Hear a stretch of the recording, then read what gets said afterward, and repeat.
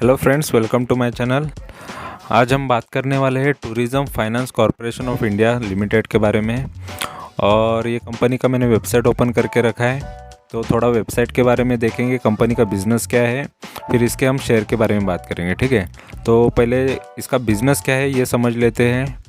तो यहाँ पे फाइनेंस टूरिस्ट के लिए फाइनेंस करती है। तो टूरिज़्म फाइनेंस मतलब कौन सा है, तो पहले थोड़ा इनका यहाँ पे जो डिटेल है ये देख लो। तो ये पहले वेबसाइट पे जैसे ओपन करने के बाद क्या आता है, specialised financial institution focusing on developing tourism and social infrastructure. तो उसके लिए इनका काम होता है।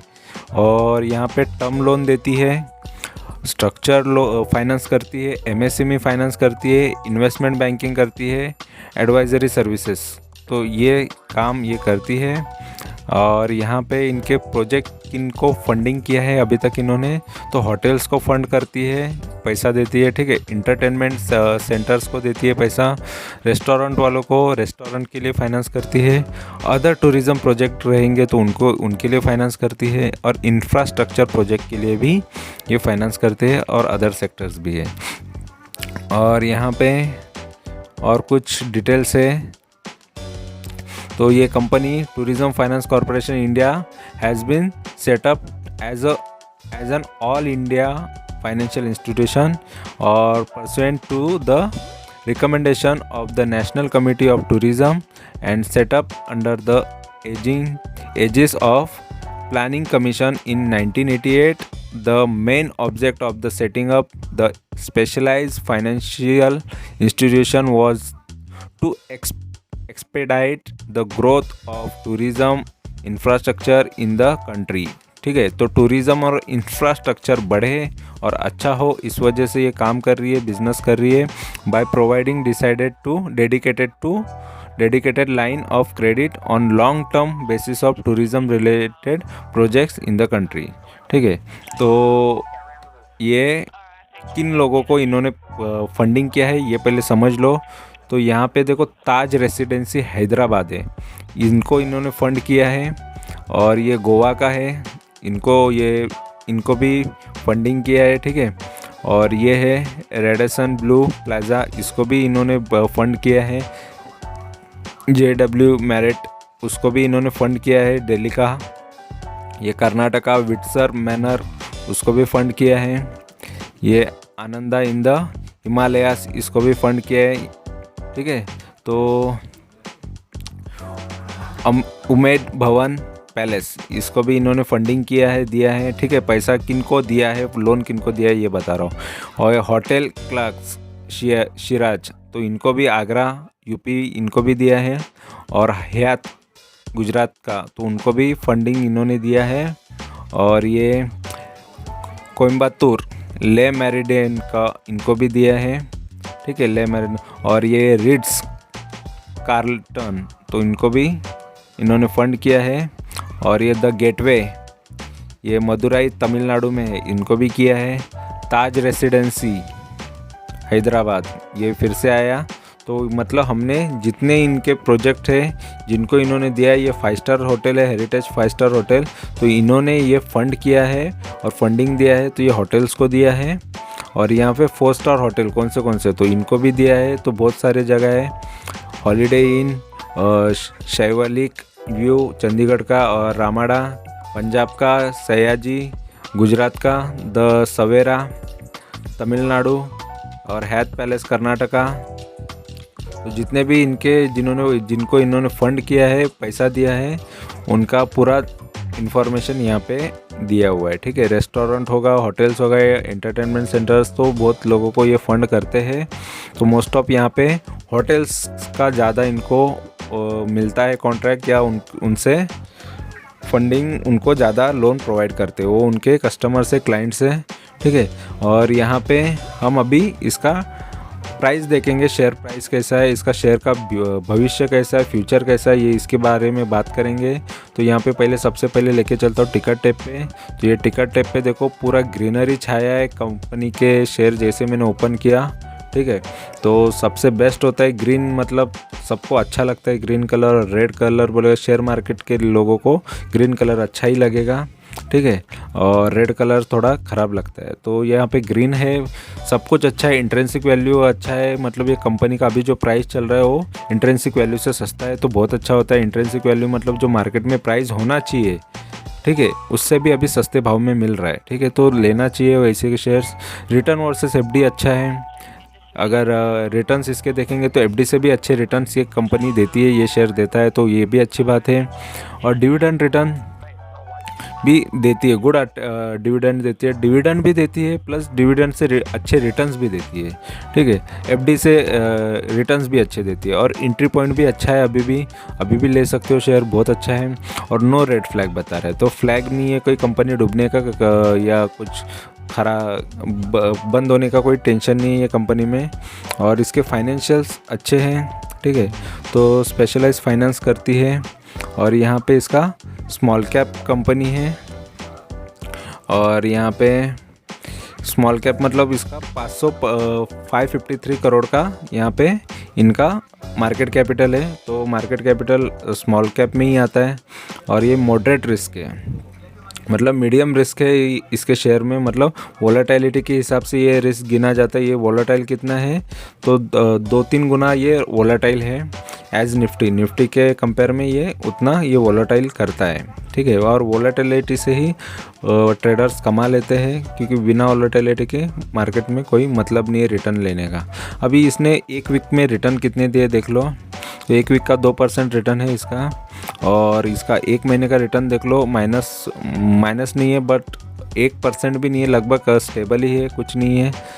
और यहाँ पे एक साल का रिटर्न इसने 14-15% दिया है, ठीक है, एक साल में। और एक साल में भी बहुत ही अप डाउन हो के अभी जो प्राइस चल रहा है वो 14% है। अगर यहाँ पे शेयर का भाव चलता तो लगभग बहुत अच्छा रिटर्न्स ये अभी आपको दिया होता।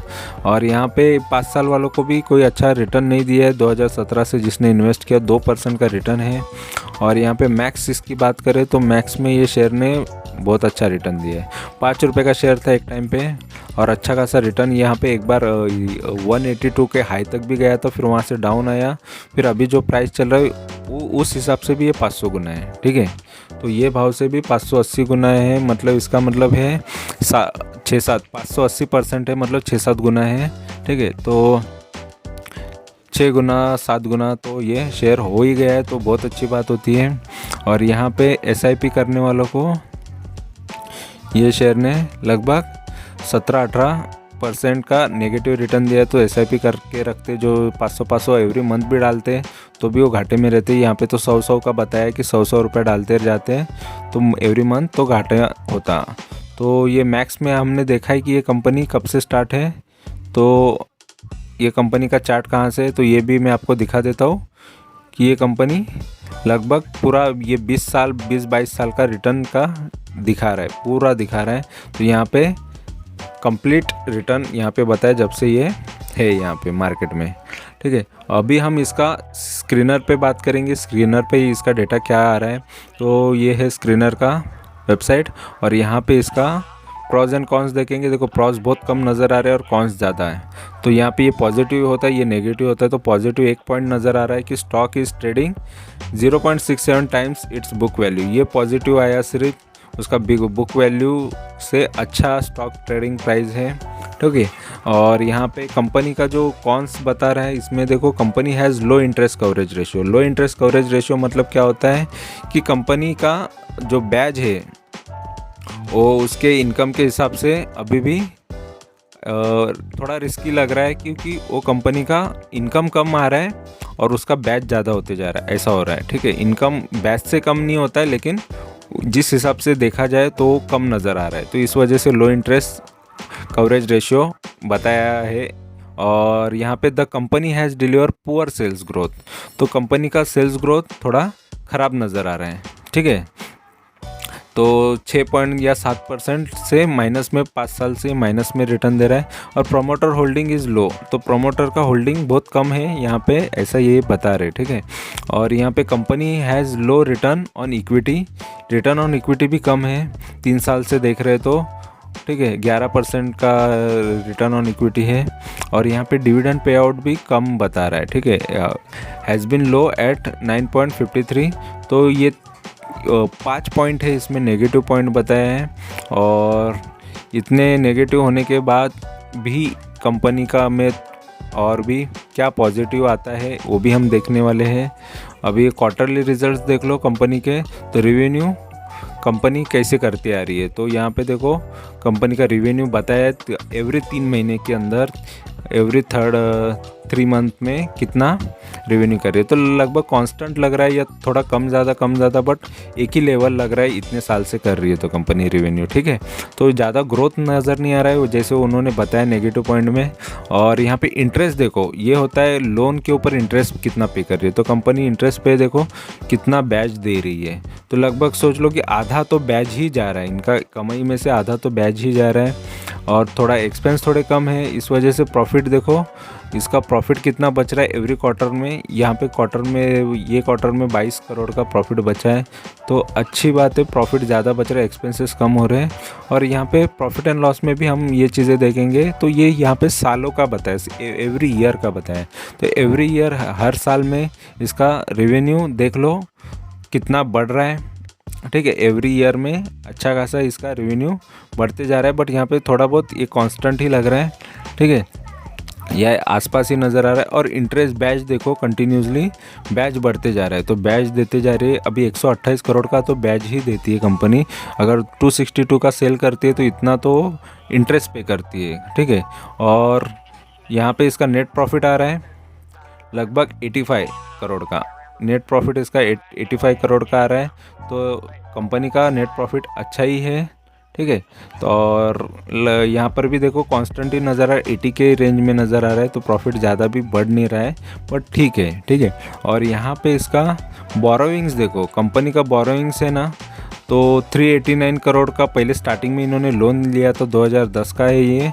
फिर वहाँ से ये बोरोइंग देखो थोड़ा और बढ़ गया, फिर बढ़ते बढ़ते कंपनी का बोरोइंग जो लोन है, कर्जा है, वो 1346 है, मतलब 1346 करोड़ का इनका लोन है, बोरोइंग है। तो इतना बोरोइंग करने के बाद, लेने के बाद कंपनी का मतलब कर्जा तो बहुत है, और मार्केट कैपिटल देखा तो 500 साढ़े 500 करोड़ की कंपनी है, और उससे ज़्यादा तो लोन है, ठीक है। 1300 करोड़ 1350 करोड़ का तो लोन है कंपनी पे। तो इतना लोन होने के बाद कंपनी थोड़ा सा डर भी लगता है किसी भी इन्वेस्टर को कि पैसा लगाना चाहिए कि नहीं, बट इतना लोन है फिर भी ये पेमेंट कर पा रही है। सबसे पॉजिटिव चीज़ अगर कोई देखी जाएगी तो इतना लोन है, बट उसका इंटरेस्ट टाइम टू टाइम पे करती है, उतना तो ये इनकम कर ही लेती है, ठीक है। इतना इनकम करके उसका बैच तो टाइम टू टाइम पे कर रही है, ठीक है। और प्रॉफिट भी उसमें से बच रहा है उनका, तो ये इसमें पॉजिटिव चीज़ हुई, ठीक है। तो हमने स्क्रीनर पे भी जो इम्पोर्टेंट डेटा है वो भी देख लिया हमने। अभी इसका हम मनी कंट्रोल पे थोड़ा बहुत डेटा देख लेंगे कि वहाँ पे क्या बता रहा है। तो यहाँ पे देख लो इसका जो ये NSE BSE का डेटा यहाँ पे दोनों पे ये अवेलेबल है शेयर। तो सबसे अच्छी बात है कि दोनों जगह से आपको लेने को मिलेगा ये शेयर, अगर लेना रहेगा तो, ठीक है। और ओनली BSE का होता तो थोड़ा कम ट्रेड होते हैं वैसे शेयर्स। देखो NSE पे शेयर्स कितने ट्रेड हो गए, 1,26,000। और BSE का अगर हम देखेंगे तो BSE पे बहुत कम शेयर्स होते हैं, तो यहाँ पे 35,000 के शेयर BSE पे ट्रेड हुए। तो मोस्ट ऑफ NSE पे लोग ज़्यादा ट्रेड करते हैं और NSE के शेयर, बट BSE का ओनली BSE का शेयर रहेगा तो वहाँ पर मूवमेंट ज़्यादा आता है, ठीक है। अभी यहाँ पे देखो 61 का प्राइस चल रहा है, और ये 42 का लो था इसका, और 83 का हाई था, और अभी भी बाइंग के रेंज में है क्योंकि हाई से बहुत पीछे है अभी भी। तो अभी लेने के लायक है शेयर्स, तो ले सकते हैं, ऐसा यहाँ पे लग रहा है। और यहाँ पे स्ट्रेंथ बताओ तो 4 है, वीकनेसेस 6 है, अपॉर्चुनिटी 2 है, और 2 थ्रेट है। तो सबसे अच्छा स्ट्रेंथ यहाँ पे बता रहे कि promoter increasing share holding, promoter share holding बढ़ा रहे क्वार्टर ऑन क्वार्टर। तो प्रमोटर अपनी शेयर होल्डिंग्स खरीद रहे और पैसा लगा रहे, शेयर्स ले रहे हैं, ऐसा दिख रहा है। और वीकनेसेस में बता रहा है कि insufficient use of share holder fund. तो शेयर होल्डर का जो फंड है मार्केट कैपिटल में होता है, इक्विटी फंड होता है, और रिटर्न ऑन इक्विटी तो वो डिक्लाइनिंग बता रहे हैं, ठीक है। और लास्ट 2 ईयर्स का रहेगा यहाँ पे। और यहाँ पे अपॉर्चुनिटीज़ में वो देखो कि अपॉर्चुनिटी बता रहा है कि इसका जो P है वो कम है, और 3 और 5 साल के मुकाबले देखो पी यहाँ पे 6 रुपये का है, तो 6 रुपये मतलब बहुत कम हुआ। 3-4-5 साल पहले जो होना चाहिए या उससे भी कम ये नज़र आ रहा है। तो पी बहुत सस्ता है इसका, ठीक है। और यहाँ पे थ्रेड में क्या बता रहा है कि D growth in revenue profit and operating profit. तो रेवेन्यू और प्रॉफिट और ऑपरेटिंग प्रॉफिट मार्जिन के अंदर ये डी ग्रोथ है, गिरते जा रहा है इसका। तो ये एक नेगेटिव चीज़ है। और ओवरव्यू में देखो कंपनी का, तो यहाँ पे मार्केट कैपिटल देख लिया हमने 553 का इसका मार्केट कैपिटल है। डिविडेंड देख लो 1.31% का आपको डिविडेंड मिलता है आपके बैंक अकाउंट में इजीली, ठीक है। इतना तो आपको डिविडेंड एज ए डिविडेंड आपको मिलते जाएगा। डिलीवरी उठा रहे पब्लिक, यहाँ पे डिलीवरी ले रहे इसकी 45% तक डिलीवरी उठा रहे, ये भी एक पॉजिटिव चीज़ हो गई। और यहाँ पे फेस वैल्यू देख लो 10 का है। पीबी रेशियो भी ठीक ठाक बता रहा है, इतना भी ज़्यादा माइनस में नहीं है, ठीक है, और सही है। और बुक वैल्यू ज़्यादा है यहाँ पे, बुक वैल्यू से थोड़ा अभी भी मार्केट में इसका प्राइस थोड़ा कम है, तो ठीक है, अपॉर्चुनिटी है अभी भी। और लेकिन ये बुक वैल्यू के आसपास होना चाहिए। और यहाँ पे इसमें बाकी चीज़ें एडवांस चार्ट में देख लेते हैं। तो एडवांस चार्ट में यहाँ पे क्या बता रहा है, पहले 1 साल का चार्ट हम ओपन करते हैं।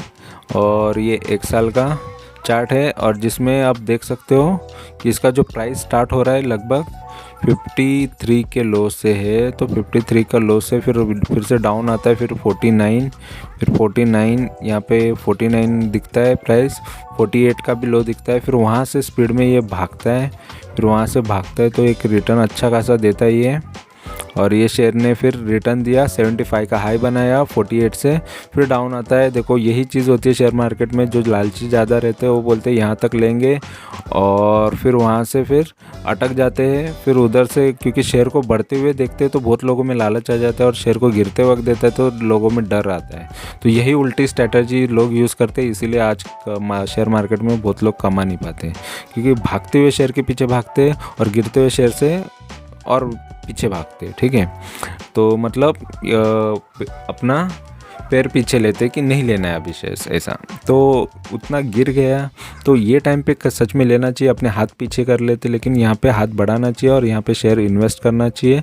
फिर यहाँ से देखो फिर ऐसा रिटर्न्स मिलता है, फिर वहाँ तक ऐसे रिटर्न्स मिल जाए। यहाँ पर भी निकल सकते हो, यहाँ पर भी निकल सकते हो। यहाँ पे निकले हो तो अफसोस मत करना कि शेयर और क्यों बढ़ा, शेयर मार्केट है। और देखो ये लेवल तोड़ने तक आपको ये समझना चाहिए कि ये लेवल कभी ना कभी टूटेगा, बट वो आने तक ये कितने बार गिरता भी, कितना बार ये उठता भी, गिरता भी, यही चीज़ होती है शेयर मार्केट में। इजीली आपको सारे रिटर्न इजीली फास्ट में नहीं मिलते, थोड़ा पेशेंस भी रखना पड़ता है। शेयर बढ़ता भी है, गिरता भी है, बढ़ता भी है, गिरता भी, ये चीज़ें होती है, यही समझना चाहिए। फिर वहाँ से देखो फिर गिर जाता है, फिर वो एक ही रेंज में रहता है, फिर अप डाउन करते हैं, फिर ये रेंज करके फिर ज़बरदस्त गिरता है, वहाँ से गिरते जाता है। फिर गिरने के बाद देखो यहाँ से एक अपसाइड आता है, फिर डाउन आता है, फिर एक डिविडेंड देता है। देखो 80 पैसे का डिविडेंड है, एक शेयर के पीछे 80 पैसा मिल जाते हैं आपको, जितने क्वांटिटीज़ उतना अच्छा प्रॉफिट मतलब डिविडेंड आप ले सकते हो। फिर वहाँ से थोड़ा बढ़ जाता है शेयर, फिर वहाँ से फिर डाउन आ जाता है कम्प्लीटली, ठीक है। ये रेंज भी तोड़ देता है, इधर का भी लो तोड़ देता है, तो ये प्राइस में आ जाता है। लेकिन अभी जो प्राइस चल रहा है यहाँ पे फ़िलहाल बाइंग रेंज में है अभी भी, ठीक है। तो ये लो तोड़ेगा, वो लो तोड़ेगा, तो ट्रेडिंग के भाषा में ये सारी चीज़ें लो देखे जाते हैं। लेकिन वो लो तोड़ने के बाद भी कंपनी अच्छी होना इंपॉर्टेंट है, कंपनी के मोस्ट ऑफ फिगर्स अच्छे होने चाहिए, सेल्स अच्छा होना चाहिए, तभी हमको कंपनी पे कॉन्फिडेंट रह सकते हैं, ठीक है। अभी इसका 5 साल का चार्ट देखेंगे तो 5 साल में कंपनी देखो, कंपनी का 5 साल का अगर इसका परफॉर्मेंस देखेंगे तो ये 56 के लो से ही स्टार्ट हो रही है, और इसने बीच में एक हाई मारा था इसने इसका, तो ये 176 का हाई मार चुकी है कंपनी, ठीक है। 56 से 1 से फिर वहाँ से थोड़ा डाउन आया, फिर अप गया, फिर डाउन आया, फिर अप गया, फिर डाउन आते आते देखो कंपनी का प्राइस क्या हो गया। फिर यहाँ से फिर अप गया, फिर वहाँ से डाउन आया। तो ये सारी चीज़ें होती है शेयर मार्केट में, और फिर वहाँ से फिर आते आते फिर ये शेयर्स यहाँ तक आके पहुँच गए।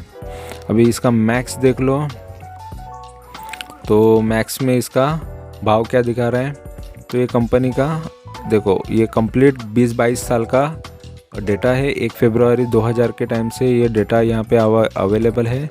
और तभी उसका प्राइस 7 रुपये का प्राइस था, 7 रुपये 6 रुपये का भी बीच में हुआ था। तो वहाँ से ये शेयर देखो बढ़ते जा रहा है, बढ़ते जा रहा है। और वो टाइम पे जिसने होल्ड किया उनको फिर फ्यूचर में 6-7 रुपये का शेयर होल्ड करने की वजह से उनको मिला इतना रिटर्न। 182 तक वो शेयर गया, 600 रुपये 7 रुपये का। फिर वहाँ से फिर शेयर गिरा। तो यहाँ तक डायरेक्ट वहाँ तक पहुँचा क्या शेयर? नहीं, यहाँ से ये इतना हाई आया था, फिर गिरा, फिर थोड़ा हाई आया, फिर गिरा, फिर हाई आया, फिर नीचे गिरा, फिर हाई आया, फिर यहाँ से फिर नीचे गिरा। यही चीज़ होती है कि कोई भी शेयर इतनी इजीली बढ़ता नहीं है। बट इसका परफॉर्मेंस देख के यही लगता है कि फ़िलहाल तो अभी भी शेयर मार्केट में इसका शेयर का भाव अच्छा ही है और चीज़ें थोड़ी पॉजिटिव ज़्यादा है। बट लोन का हमेशा नज़र में रखना कि लोन ज़्यादा से ज़्यादा बढ़ते बढ़ते ये थोड़ा सा रिस्क है, ठीक है, लॉन्ग टर्म वालों के लिए। शॉर्ट टर्म वालों के लिए मैं ये नहीं बोलूँगा, बट लॉन्ग टर्म वालों के लिए loan most of major part होता है कि लोन देखा करो कंपनी पे कितना है और वो कर्जा चुका पाएगा। क्योंकि खुद पे भी आप पे भी लोन होगा तो आपको भी पता चलेगा कि आप चुका पाओगे नहीं चुका पाओगे, आप संभाल पाओगे लोन को, मैनेज कर पाओगे या नहीं। तो इस हिसाब से आप या कर्जे में डूब सकते हो, क्या कर सकते हो, ये आपको भी पता चलेगा। तो वही टाइप में होता है कंपनी का भी, ठीक है। तो प्राइस एंड वॉल्यूम देख लो, 1 वीक का कितना है, लगभग कम है। वन मंथ का भी रिटर्न देखो बहुत कम है। ये 3 महीने का तो माइनस में है, डायरेक्ट 16% माइनस में। 1 साल का नहीं है, YTD मतलब जनवरी से अभी तक, मतलब ये जनवरी चल रहा है तो ये 10-15 दिन का ये रिटर्न इतना ही है। और ये 1 साल कंप्लीट, 1 साल का रिटर्न ये 13.5% है। और 3 साल का इसका रिटर्न तो माइनस में, लगभग 51% माइनस में, 51-52% माइनस में है। और ये टूरिज़्म फाइनेंस में देखो, इसका जून क्वार्टर का इसका रिज़ल्ट बताया है जो 0% से अप है। तो मतलब यहाँ पे ज़्यादा अप नहीं होता था सेल्स, ठीक है। और ईयर ऑन ईयर इसमें बढ़ता नहीं था। तो मोस्ट ऑफ इसका सेल्स एक तो कांस्टेंट ज़्यादा रहा है, परफॉर्मेंस इसका मोस्ट ऑफ कांस्टेंट रहा है, तो इसमें ग्रोथ ज़्यादा देखने नहीं मिला है, ठीक है। अभी इसका फाइनेंशियल्स देखते हैं थोड़ा। तो फाइनेंशियल्स की बात करेंगे तो यहाँ पे इसका जो फाइनेंशियल नज़र आ रहा है वो यहाँ पे रिवेन्यू देख लेते हैं। तो रिवेन्यू देखो कंटिन्यूसली 2017 में 207 करोड़, 223 करोड़, 229 करोड़, 262 करोड़, फिर 258 करोड़। अभी भी इसमें कुछ रिवेन्यू ऐड होगा तो शायद इसमें और थोड़ा बढ़ेगा, क्योंकि पूरे रिजल्ट्स अभी तक आए नहीं है इस वजह से। और यहाँ पे नेट प्रॉफिट देख लो, 70 करोड़, 77, फिर 86, फिर 81, फिर 80। तो लगभग इक्वल ही यहाँ पे नज़र आ रहा है। और यहाँ पे शायद और भी बढ़ने के चांसेस है, क्योंकि 2021 पूरा कंप्लीट, उसके रिज़ल्ट्स आने बाकी है। तो उसके बाद इसके रिज़ल्ट्स और बढ़ जाएंगे, इसके नेट प्रॉफिट बढ़ जाएगा। तो कंपनी प्रॉफिटेबल है, बस इतना समझ लो कि कंपनी प्रॉफिटेबल है और प्रॉफिट करने वाली, और डिविडेंड भी आपको दे रही है। तो कंपनी डिविडेंड भी दे रही है, प्रॉफिट भी दे रही है, तो टेंशन लेने की बात नहीं है। और इसके इन्वेस्टर्स कौन है देख लो, शेयर होल्डिंग किसके पास है, शेयर्स कौन कौन लेके बैठा है। तो प्रमोटर ही, उसके पास ही शेयर्स कम पड़ गए। प्रमोटर ने इतने शेयर्स बेचे हैं, इतने ये कर दिए कि लगभग जो प्रमोटर है, जो मालिक है, उसके पास ही शेयर्स कम बच गए हैं। 28% या 28.5% के शेयर उसके पास है। इसीलिए वो नेगेटिव में बताया था स्क्रीनर पे, ये पॉइंट नेगेटिव बताया कि प्रमोटर्स के पास शेयर्स कम है। बट यहाँ पे मनी कंट्रोल पे आपको ये भी नज़र आया रहेगा कि पॉइंट कि इसमें प्रमोटर इंक्रीजिंग शेयर होल्डिंग, ठीक है, प्रमोटर हैज़ इंक्रीज। देखो यहाँ पर भी वो न्यूज़ है फ्रॉम 27% टू यहाँ पे 28%। मतलब वो कोशिश कर रहे हैं कि इसको बढ़ाते जाए। तो ये दिसंबर में ही किया है उन्होंने, ये क्वार्टर में। तो उनको भी शेयर्स लेने हैं कंपनी के, और शेयर्स होल्ड करने हैं, लेने हैं, खरीदने हैं। तो वो कर रही है, ठीक है, कोशिश कर रही है और ज़्यादा से ज़्यादा खुद के पास होल्ड करे। नहीं तो कंप्लीट ऑनर तो पब्लिक ही है। पब्लिक मतलब हमारे जैसी जनता जिनके पास ये पूरे शेयर्स है कंपनी के।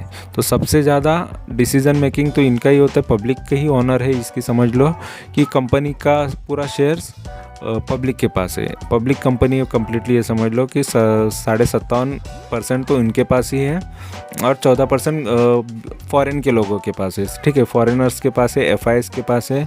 तो उनके पास भी इसके शेयर्स है। तो अच्छा है कंपनी में बाहर के लोग भी इन्वेस्टेड है और एक ही म्यूचुअल फंड है जिसने इसमें पैसा लगाया है और बाकी 16 ऐसे फॉरेनर्स है या फॉरेन की कंपनी है जिन्होंने इसमें पैसा लगाया FIS, ठीक है। तो और 4 ये रिसेंटली बढ़ चुके हैं, ये दिसंबर का डेटा आ चुका है तो दिसंबर में 4 अभी बढ़ चुके हैं, ठीक है। तो फिलहाल कंपनी के बारे में मेजॉरिटी लोग तो पॉजिटिव ही देख रहे हैं, FIS है और बाकी चीज़ें मेजॉरिटी चीज़ें पॉजिटिव है। तो कोई भी चीज़ ज़्यादा से ज़्यादा पॉजिटिव, हर चीज़ में नेगेटिव और पॉजिटिव दोनों चीज़ें होती है और वो चीज़ होना भी चाहिए, तभी कौन सा पगड़ा भारी पड़ता है या कौन सी चीज़ ज़्यादा होती है वो देखना पड़ता है। और यहाँ पे सिर्फ एक लोन का एक थोड़ा मैटर है कि कंपनी लेकिन लोन का इंटरेस्ट टाइम टू टाइम पे कर रही है और प्रॉफिट कर रही है, तो कंपनी में थोड़ा रिस्क कम है, ठीक है। बट यहाँ पे मैं इसको यही बोलूँगा, इस पर यही रिकमेंडेशन दूंगा कि ये शेयर मेरे पोर्टफोलियो में है और पोर्टफोलियो में होने की वजह से मैं इसके बारे में ये भी बता सकता हूँ कि ये शेयर प्रॉफिट ज़रूर देगा और मैं इसमें से प्रॉफिट निकाल के दिखाऊंगा। और मैं शॉर्ट टर्म में यानी 1 महीने में 2 महीने में जब भी ये परफॉर्म करना चालू करेगा, मतलब 1 या 2 महीने के अंदर ही ये रिटर्न दे देगा अगर ये पॉजिटिव रहा पूरा ओवरऑल मार्केट तो। और तब तक ये 20 से 25%, 20 नहीं 25% से ज़्यादा ये रिटर्न देने के चांसेस नज़र आ रहे हैं ये शेयर्स में, ठीक है। तो 25% के टारगेट के साथ आपको लेना है तो लेके रख सकते हो, क्योंकि ऑलरेडी मैं वही टारगेट पकड़ के चल रहा हूँ और इजीली मुझे इसमें ये टारगेट मिलने वाला है। बाकी चीज़ें ओवरऑल मार्केट पे होती है, सेंसेक्स निफ्टी पे होती है और ग्लोबल मार्केट पे होती है कि वो कैसा चलता है। और अगर लेकिन जब भी शेयर्स गिरे तभी भी मैं इसको लेने के लिए हमेशा ऑलवेज रेडी रहूँगा, क्योंकि शेयर गिरेगा तो इसके फाइनेंशियल्स की वजह से नहीं तो बाहर के ग्लोबल की वजह से गिरेगा या अदर कुछ रीज़न से गिरेगा, तो शेयर्स तभी ले लेने चाहिए। अगर कंपनी के शेयर्स उसके सेल्स के वजह से गिरेंगे और अदर इसके कंपनी के वजह से गिरेंगे तो फिर वहाँ पे डर होता है।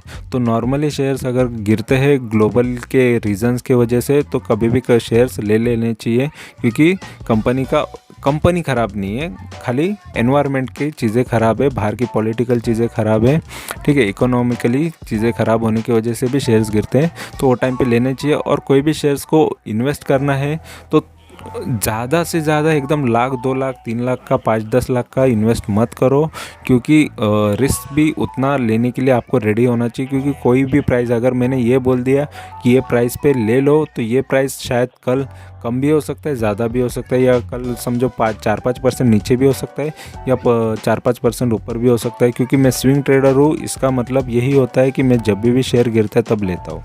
तो यही चीज़ होती है और उसके लिए प्रिपेयर होना चाहिए हमेशा, या फिर आप प्रिपेयर हो तो कोई भी भाव पे आपको जितनी क्वांटिटीज़ लेनी है आप ले सकते हो, ठीक है।